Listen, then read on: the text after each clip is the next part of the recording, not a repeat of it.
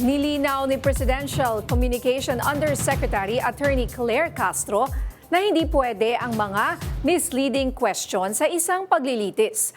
Yan ang umaarangkadang balita ni Lestor Aler.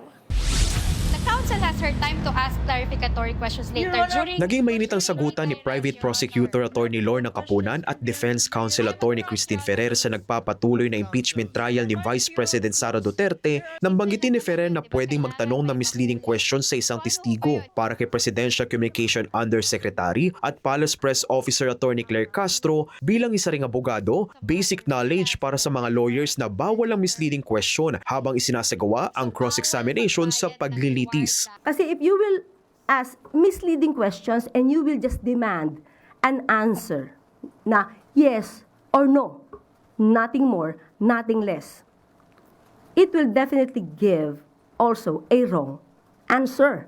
So hindi po allowed ang misleading questions. Kasi para mong niloloko yung witness mo at pipilitin mong sumagot na oo o hindi. Samantala, sinabi rin ni Yusek Castro, mainam na linawin ni Attorney Ferrer ang binitawang pahayag nito. Alam mo, sa isang lawyer, dapat matalas ang tenga mo.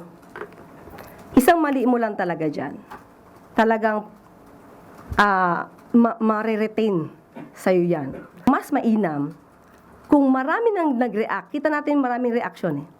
Right there and then, sana, kinorek niya na. Siya na mismo nag-correct. Yung sino mismo nagsabi nun, siya mismo dapat ang nag-correct.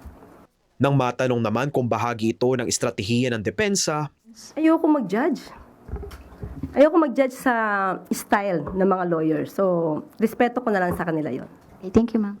samantala, nanindigan naman ang palasyo sa desisyong hindi makialam sa nagpapatuloy na impeachment trial. Pero nilinaw ni Yusek Castro na walang mali sa paggamit ng confidential funds kung ito ay nagagamit ng tama. Ang confidential funds, hindi dahil nandiyan ang salitang confidential, ay hindi ka na magre-report ng maayos.